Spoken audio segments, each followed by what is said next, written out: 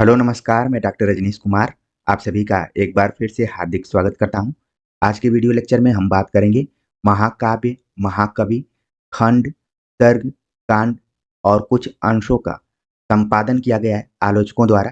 तो उन पर जो कि आगामी प्रतियोगी परीक्षाओं के दृष्टिकोण से बहुत ही महत्वपूर्ण साबित होने वाला है। तो चलिए हम सीधे बात करते हैं विषय पर। यहाँ पर आप देख रहे हैं कि पहले महाकाव्य के ऊपर हम चर्चा करें तो उसका नाम है पृथ्वीराज रासो, जो कि चंद्रबरदाई द्वारा लिखा गया है। इसमें कुल 69 समय है और यह 68 छंदों में बटा हुआ है। बस हमें तथ्यात्मक रूप से ध्यान में रखना है कि पृथ्वीराज रासो सर्ग, खंड और कांड में न बटकर समय में बटा हुआ है।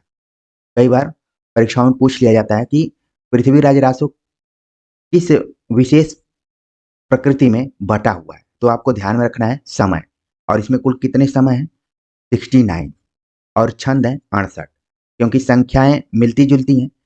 68 69 है, तो ध्यान में रखिए कि 68 छंद है और 69 समय में विभाजित है। इसको जल्हड़ ने पूरा किया था। इसके कुछ खास अंश हैं, जिसमें कि रेवा तट, संयुक्ता समय, कैमासवत। कई बार ये आपके महाविद्यालय विश्वविद्यालयों के पाठ्यक्रम में लगे होंगे, जिसमें कि रेवा तट आपको यूजीसी नेट में पढ़ना है और कैमासवत को भी आपने पढ़ा होगा कभी कभी। ठीक है।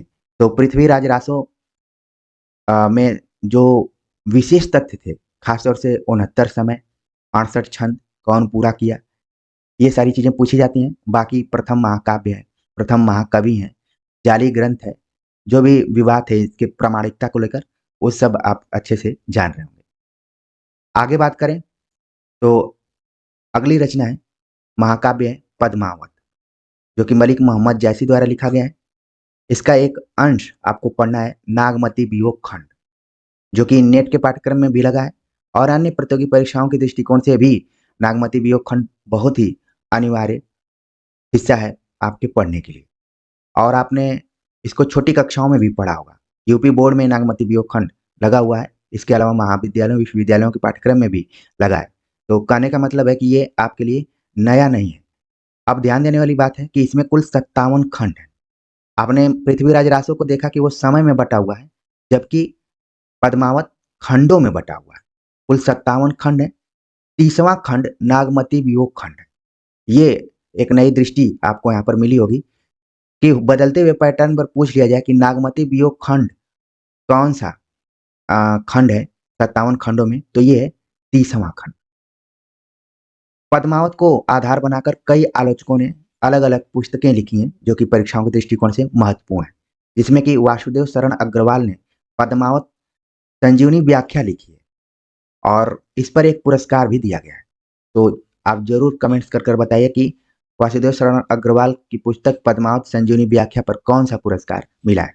इसके बहाने अब आप अन्य रचनाओं को भी देख लेंगे कि किस पर कौन कौन सा पुरस्कार मिला हुआ है। दूसरी पुस्तक है आचार्य रामचंद्र शुक्ल द्वारा संपादित या इसकी भूमिका लिखी गई है जायसी ग्रंथावली, जो कि नागरिक प्रचारणी सभा द्वारा प्रकाशित है। तीसरी पुस्तक है पद्मावती, जिसके संपादक हैं लक्ष्मीधर, जो कि ल्यूजैक एंड कंपनी लिमिटेड लंदन से प्रकाशित हुई। और अभी हाल ही में पुरुषोत्तम अग्रवाल ने पद्मावत को आधार बनाकर एक नई बुक लिखी है। तो ये कुछ नए तथ्य और ध्यान देने वाले तथ्य थे नागमती वियोग खंड से, उसको ध्यान में रखिए। बाकी आप पंक्तियां और इसमें प्रतीकात्मक रूप से कौन कौन से पात्र हैं, चरित्र हैं, उनको भी ध्यान में रख लिया होगा।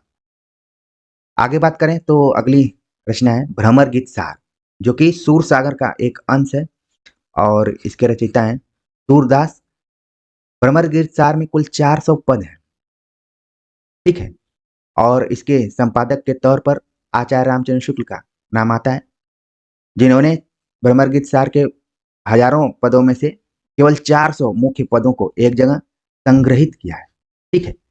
तो पदों का संग्रह है भ्रमर गीत सार, जिसमें कि उद्धव गोपियों का संवाद है। भ्रमर गीत सार के उप संपादक के तौर पर हैं विश्वनाथ प्रसाद मिश्र। ये भी ध्यान में रखने की जरूरत है। हो सकता है कि बदलते हुए पैटर्न में पूछ लिया जाए कि भ्रमर गीत सार के उप संपादक कौन है, क्योंकि कम ध्यान जाता है इन पर। बाकी संपादक के तौर पर आचार्य रामचंद्र शुक्ल का नाम आप बिल्कुल ध्यान में रखिए। कुल 400 पद हैं, इसको एकदम से अपने दिमाग में बैठा लीजिए।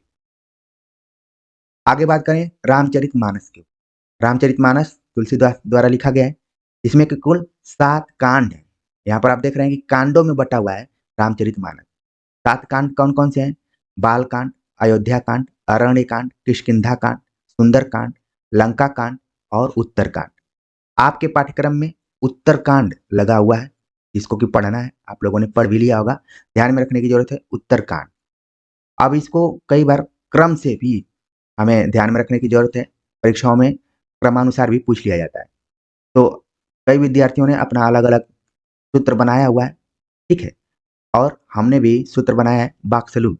तो ये वाला सूत्र आप अपने ध्यान में रखिए। तुरंत आपके दिमाग में आ जाएगा कि बाल कांड, अयोध्या कांड, अरण्य कांड, किष्किंधा कांड, सुंदर कांड, लंका कांड और उत्तर कांड। ठीक है?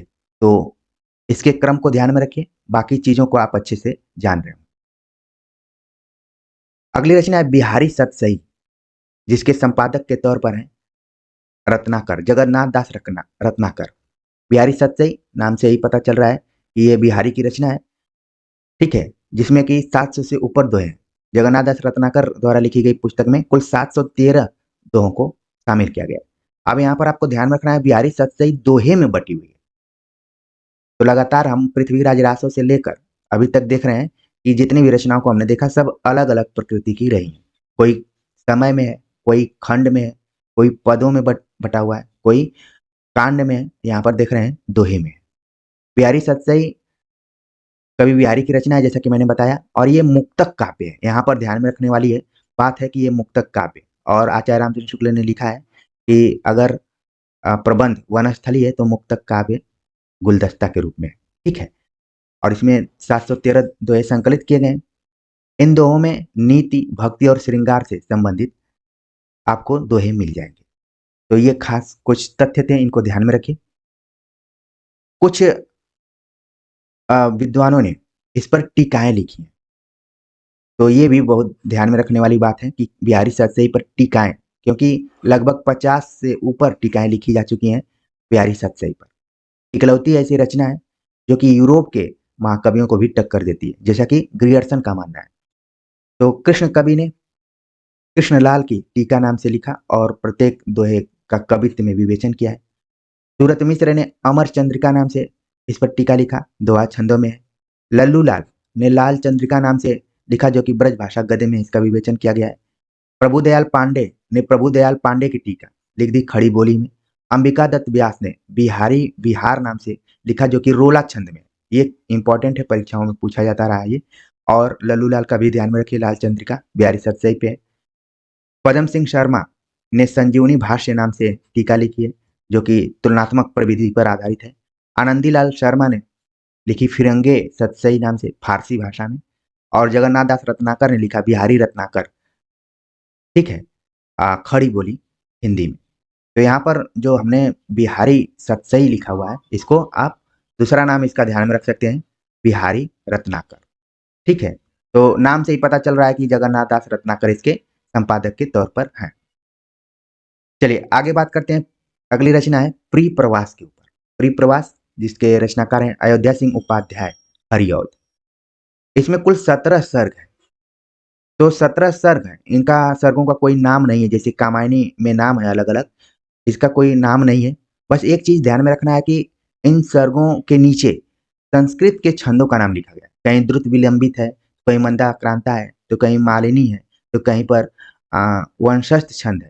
तो ये संस्कृत के कुछ छंद हैं जो कि प्रिय प्रवास में यूज किए गए हैं। और कई बार परीक्षाओं में पूछा गया है कि कौन सी ऐसी रचना है जिसमें संस्कृत वर्ण वृत्तों का प्रयोग किया गया है। तो हमने आसानी के लिए आपको यहाँ पर छंदों का ही प्रयोग लिख दिया है, जिससे कि आपके दिमाग में बैठे कि अगर ऑप्शन में प्रिय प्रवास रहे तो आप उसको सही कर दें।